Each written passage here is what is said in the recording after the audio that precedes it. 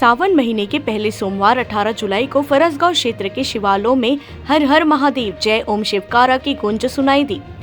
सुबह से ही श्रद्धालुओं की मंदिरों में खासी भीड़ रही। रिमझिम बारिश के बीच शिव भक्तों ने मंदिरों में शिवलिंग पर जलाभिषेक किया। सावन के पहले सोमवार को फरसगांव नगर के सामुदायिक भवन के पास स्थित शिव मंदिर में सुबह से ही भक्तों की भीड़ लगी रही, जो दिन भर भक्तों ने पूजा अर्चना की। भक्तों ने बारी बारी से पूजा अर्चना कर शिवलिंग में जल अभिषेक किए।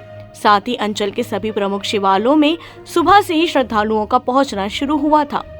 बारिश होने के बावजूद भक्तों ने रेनकोट व छाता लेकर मंदिरों में पहुंचकर भगवान शिव की पूजा कर शिवलिंग पर जलाभिषेक करते नजर आए। बता दें कि इस पूरे सावन मास में कुल 4 सोमवार पड़ रहे हैं।